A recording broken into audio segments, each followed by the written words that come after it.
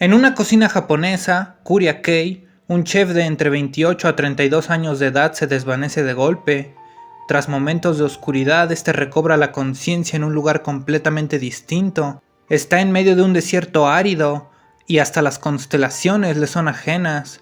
A lo largo de 2 días y 2 noches, este vaga confundido, devorando pequeños lagartos diferentes a cualquier animal que él conozca.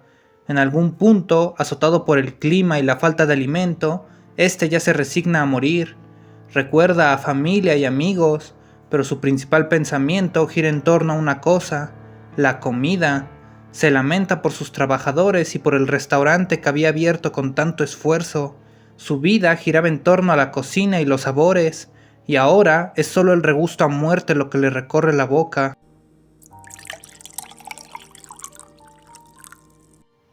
Pero de pronto es otro sabor el que llena su lengua, lo más delicioso que ha probado nunca. Semiconsciente, este ve a 2 chicos que lo arrastran hacia un animal parecido a un camello. Cuando finalmente se despierta, está en una choza de barro.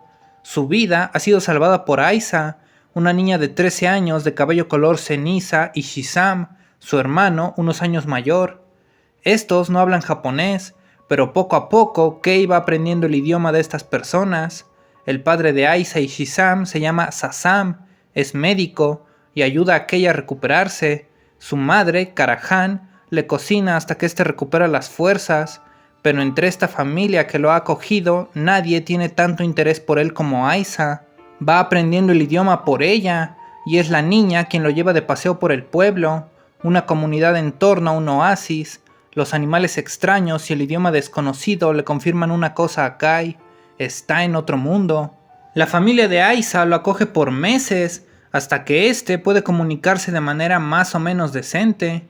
La arquitectura, como corresponde a otro mundo, es sumamente distinta, con un templo que corona todo el pueblo. Durante sus paseos, Aisa le muestra cada rincón de la ciudad, pero nunca ha dicho templo, por lo que Kei asumió que era una especie de centro religioso, algo prohibido para los foráneos. Con el tiempo, este va aprendiendo de la gastronomía local. Las especias y las carnes le son ajenas, pero algunas son muy similares a las de la tierra, así que poco a poco este le devuelve el favor a la familia cocinando para ellos. Quizás los ingredientes no sean los mismos, pero él sigue siendo un gran chef. Llegados a este punto, este empieza a hacer preguntas muy sensatas, como ¿por qué lo salvaron? ¿Por qué lo acogen sin esperar nada a cambio? Y sobre todo, ¿qué fue ese sabor casi divino que probó cuando ya se daba por muerto? Aisa parece estar muy interesada en él, pero le dice que todas sus respuestas serán contestadas pronto, cuando vengan por ellos la realeza.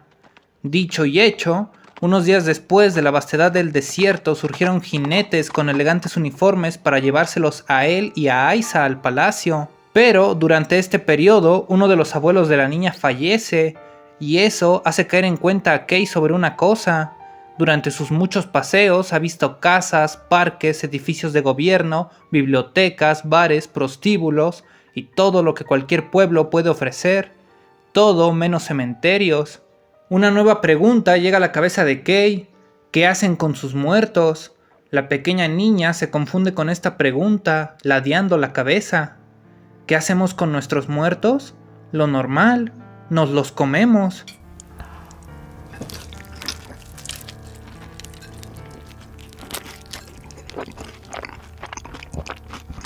Con horror, Kei se da cuenta de que esto es verdad. No en este mundo en general, pero sí en este reino, hay una tradición llamada Gansara, que consiste en depilar, despellejar, despiezar y destazar a los cadáveres, para luego prepararlos en un banquete a la familia del difunto. La familia que lo acogió ahora devora con gozo la carne de su pariente, una tradición con la que naturalmente nuestro protagonista está asqueado. Aisa, la pequeña niña que ha estado cerca de él estos meses, le explica que ahora una parte de su abuelo estará siempre con ella. Kei evidentemente no comparte esta idea, pero lo peor aún está por venir. Tras esta interrupción, los soldados se llevan a Kei y Aisa a la capital, donde nuestro protagonista conoce a Shade, el rey de esta amplia zona. Aisa es tratada en el palacio como una invitada de honor, y de hecho es amiga de la hija menor del rey, la princesa Isela, y de su sirvienta Atema. Kay cada vez tiene más preguntas. ¿Por qué el rey ha mandado buscarlo? Y con una sonrisa, este tiene todas las respuestas que nuestro protagonista busca. El Gansara es una costumbre milenaria, tan antigua que nadie recuerda su origen, pero hay ciertas personas a las que no se consume cuando fallecen, sino mucho, mucho antes. En Asilia, el pueblo en torno al oasis, ocurrieron dos sucesos divinos. El primero es que siglos antes, y al igual que Kay, un hombre de ropas raras y que no hablaba ningún idioma conocido apareció en el desierto, con una historia muy similar a la de nuestro protagonista. Los antecesores de Shade en aquel entonces no eran reyes, sino meros nómadas, pero tras curar a este hombre, él les enseñó de estrategia militar, y poco a poco estos nómadas, ayudados por el extranjero, construyeron el reino actual. Kay le pregunta al rey qué ocurrió con el extranjero, pues aún quiere volver a su mundo y vida previas. El rey le dice que nadie lo sabe a ciencia cierta. Tras consolidar el reino, este desapareció de la nada, de la misma forma en la que vino, se fue, como si tras cumplir un propósito mayor o misión divina, este ya no tuviera razón de existir aquí. Por eso se dice que si otro extranjero aparece en el desierto de Asilia, esto es de buena suerte, ya que seguro este viene a cumplir un propósito grande.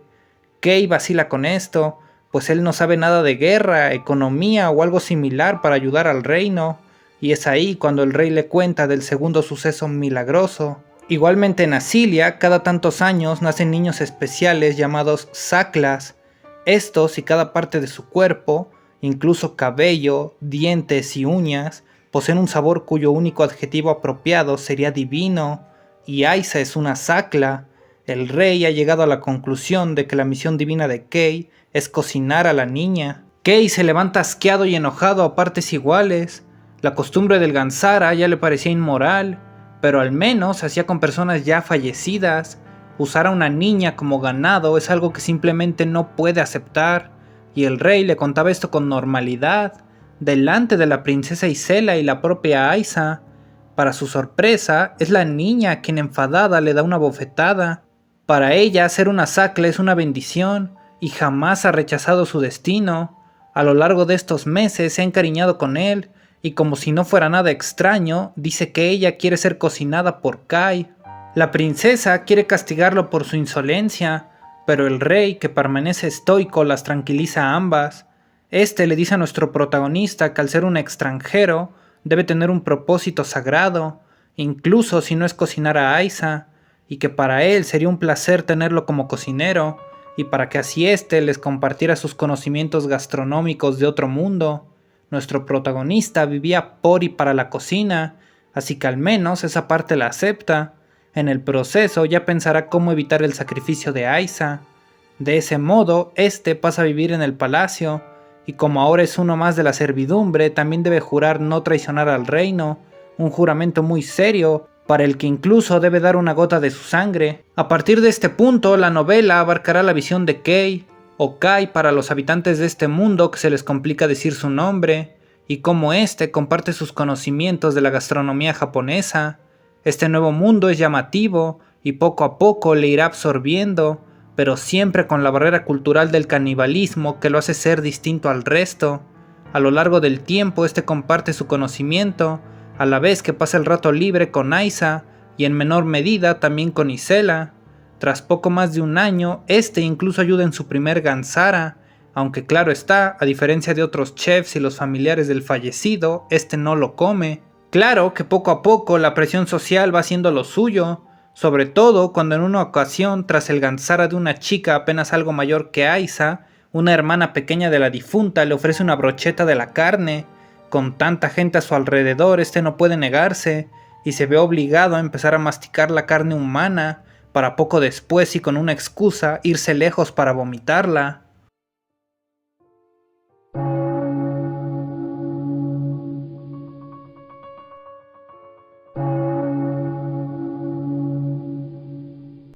El tiempo siguió avanzando. Aiza cumplió los 15 años, faltaba menos de un año para su maduración, y durante ese tiempo Kai le preguntó en múltiples ocasiones si no tenía miedo, si de verdad quería eso, pero siempre se encontró con afirmaciones seguras.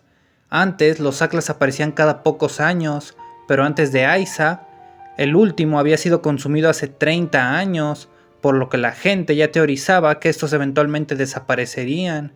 Tras tomarse un breve descanso de la corte, estos viajan a Asilia de nuevo, para ver a la familia de la niña.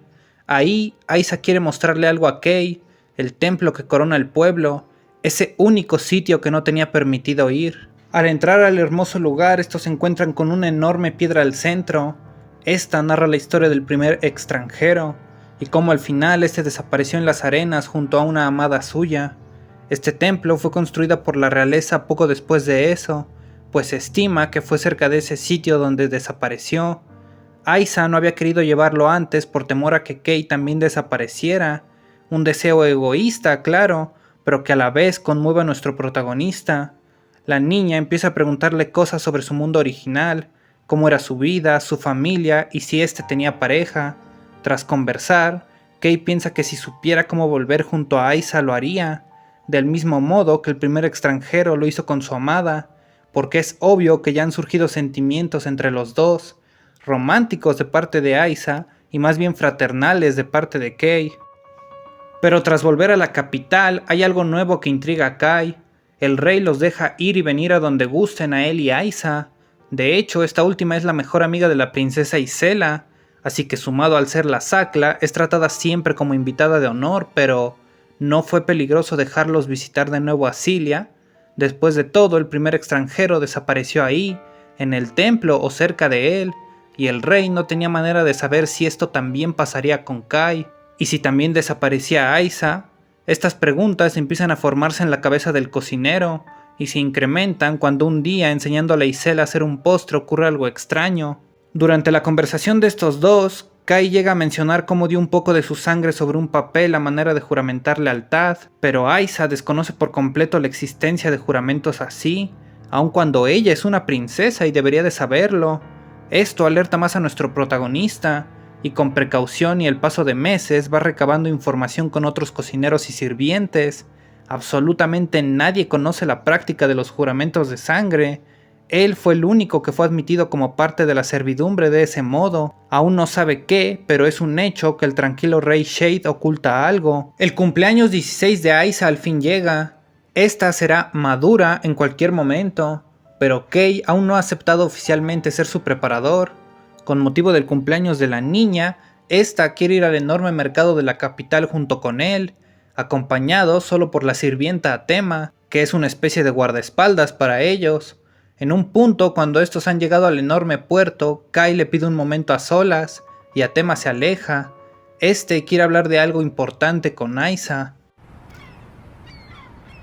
Aiza, empezó Kai. ¿Sí? ¿De verdad te parece bien morir así? Entonces todavía no quieres cocinarme, ¿verdad, Kai? Ya no estoy en desacuerdo con la cultura de los Sakla. Al ver a la gente de primera mano me doy cuenta de que es posible que tú y los que te rodean sean felices de esa manera.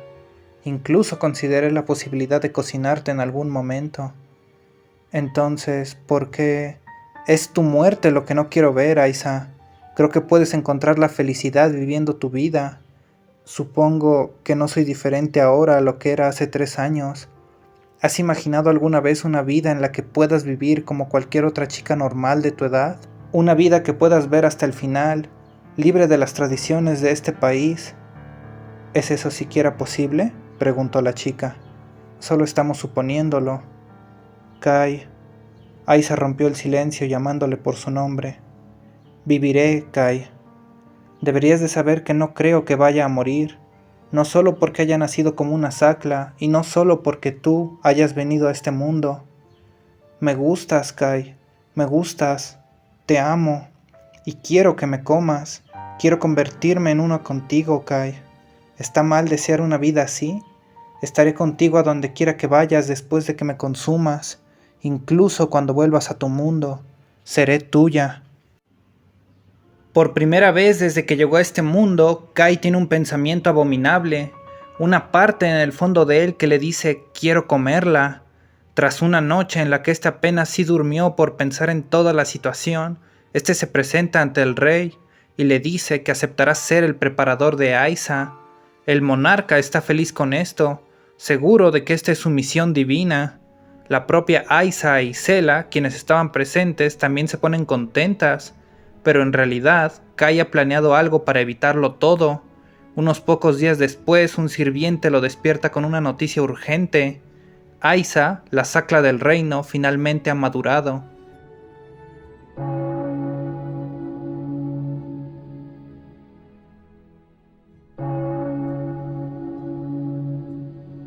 Fue una gran ceremonia la que se llevó a cabo. Los familiares de la niña en Asilia acudieron al palacio, así como algunos importantes nobles de este y otros reinos.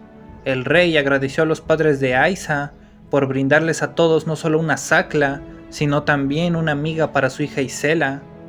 Todos se despiden de la chica antes de que ésta vaya a pasar sus últimas noches en una sala especial antes de su sacrificio. Pero cuando es el turno de Kai, este deja una nota entre la ropa de la niña, susurrándole que la lea en la noche cuando esté a solas. Esta, como ya se imaginarán, es un último intento de decirle que escapen. Si ella de verdad quiere cumplir su rol como Sacla, entonces solo debe deshacerse de la nota y dejar que todo siga su curso. Incluso él mismo la cocinará. Pero si por al menos un instante el deseo de vivir se manifiesta en su corazón, entonces él la esperará fuera del edificio donde ésta está, la sacará a escondidas y se irán en un barco de contrabandistas que él ya ha pagado. Irán lejos, a los reinos donde el Gansara no existe. Él trabajará como cocinero, y si no puede volver con ella a su mundo, entonces seguirán en este, pero juntos. Nuestro protagonista espera en la base de la torre con un caballo robado, y para su sorpresa y alivio, Aiza sí aparece. Pero desde la ventana, ésta le empieza a reclamar. Él dice que ya no hay tiempo y le arroja una escalera, animándola a apresurarse. Pero la chica le grita que no entiende. Él debe de irse ya. Entonces de la oscuridad surgen múltiples figuras. El rey Shade, acompañado de 10 soldados y alguien más. Atema, la sirvienta. Esta, enfadada, reclama la traición de Kai. Desde aquella conversación en el puerto, esta sospechó que podría hacer algo por evitar el proceso, y al comunicarle esto al rey, este le encomendó espiarlo, siendo así que descubrió su plan cuando contrató a los contrabandistas. Desesperado, este está dispuesto a abrirse paso a la fuerza, pero Aiza todavía no ha bajado con él, y aunque tenga el caballo, no tiene más arma que un cuchillo. Este trata de pelear, pero los soldados y el propio rey lo reducen. Antes de quedar inconsciente, lo último que escucha es al rey enfadado porque casi lo mataron, y un grito de Aiza.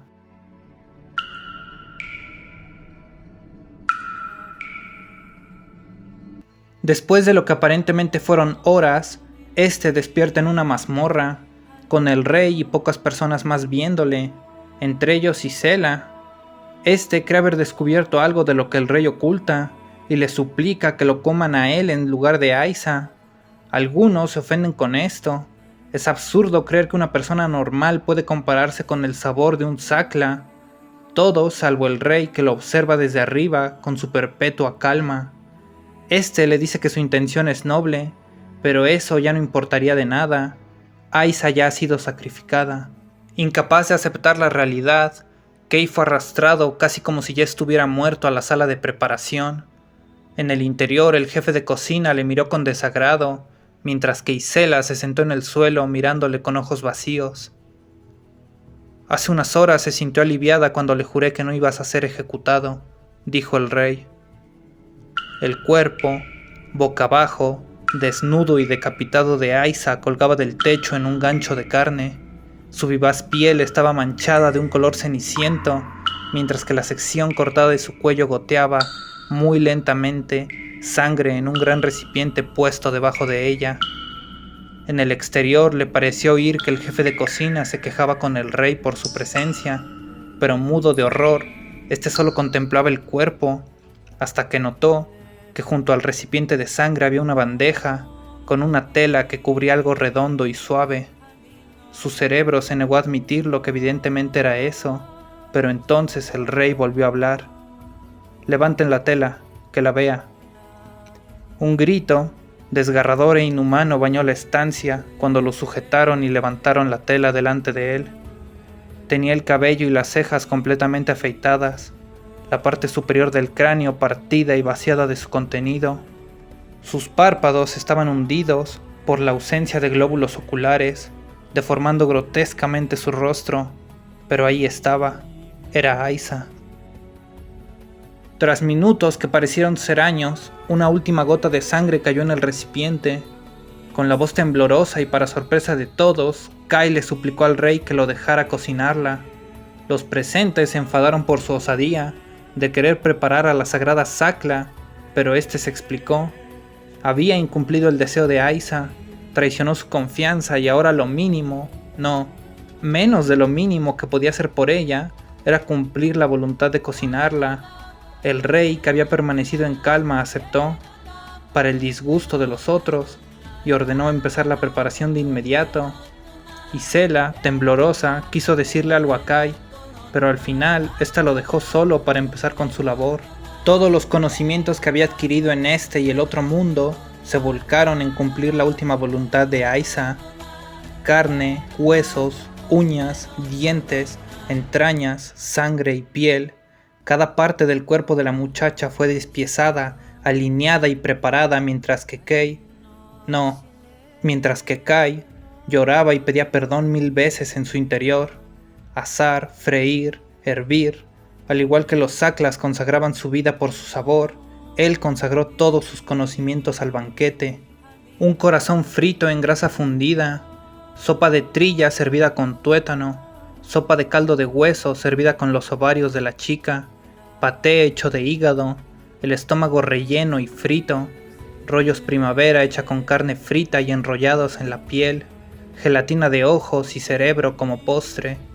Estos y muchos platos más fueron llevados al banquete por Atema y más sirvientes, hasta que todo estuvo dispuesto. Los chefs fueron los últimos en sentarse, tras un aplauso de los invitados. El rey dio una orden, y por primera vez, por voluntad propia, Kai empezó a comer del banquete. Un sabor divino inundó su alma, más delicioso que cualquier cosa que uno pudiera probar nunca. Las lágrimas corrieron por sus mejillas, pero no eran solo de dolor, sino de dicha, de deleite y éxtasis. Horas después, cuando el banquete se acabó y Kai quedó a solas con el rey, estos tuvieron una conversación sobre lo que nuestro protagonista había descubierto. Este suponía que el primer extranjero jamás volvió a su mundo, y también llegó a la conclusión de que él mismo era un Sakla, pues después de saber que jurar con sangre no era algo común, le dio un poco de su propia sangre a gallinas e insectos, y todos se volvían locos buscando más. El rey confirma esto, y ya que han llegado a este punto, este también le cuenta algo sobre cómo la historia de los Saklas y los extranjeros se mezcla. Realmente, aquel primer extranjero nunca se fue, tuvo descendencia y murió por causas naturales. Al hacer el Gansara con él, este sabía muchísimo mejor que cualquier otro muerto, y al probar una gota de la sangre de sus descendientes, descubrieron que algunos también tenían este sabor divino. Los Saklas descienden del primer extranjero, por eso cada vez eran más raros, porque cada vez su sangre estaba más diluida. El rey ve en Kai una posibilidad de reabastecerse de Saklas de nuevo, con los descendientes que éste pueda tener, ahora que éste está roto mentalmente y acepta la tradición del canibalismo. Habría sido mal visto que la realeza sacrificara la descendencia de una figura como el extranjero. Por eso trataron a este y los Saklas como fenómenos separados, sin más propósito y con el cerebro roto, que ahora acepta estas prácticas. Kai acepta seguir con su vida aquí, como cocinero y como caníbal.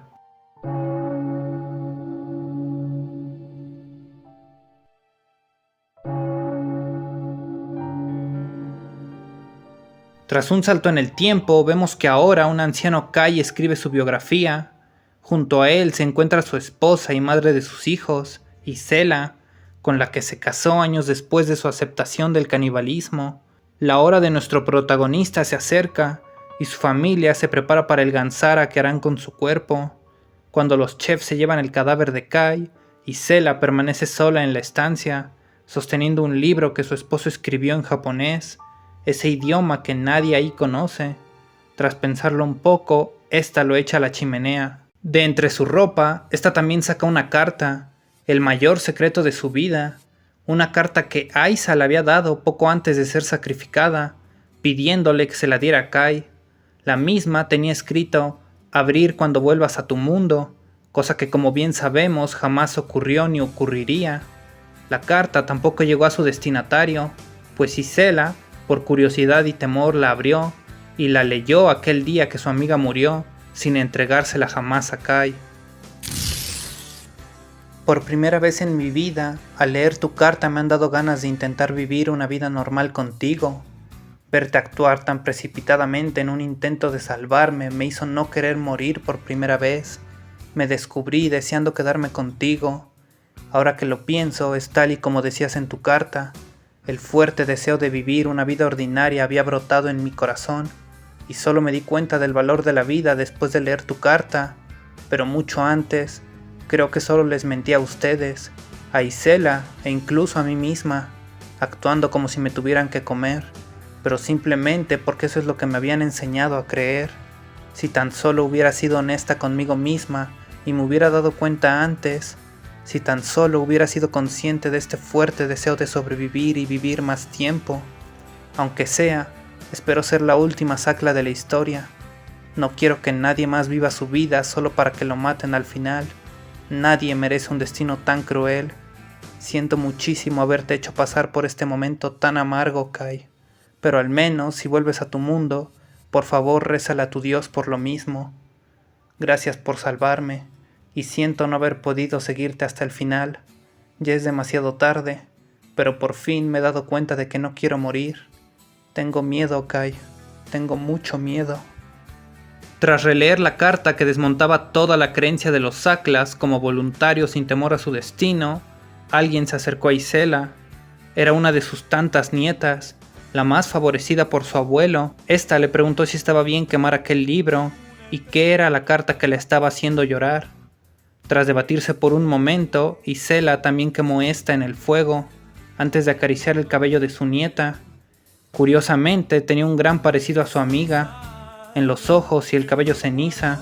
Era por eso que le pusieron su nombre, pero curiosamente, también tenían en común algo mucho peor. Su nieta Aiza, ella también era una Sakla.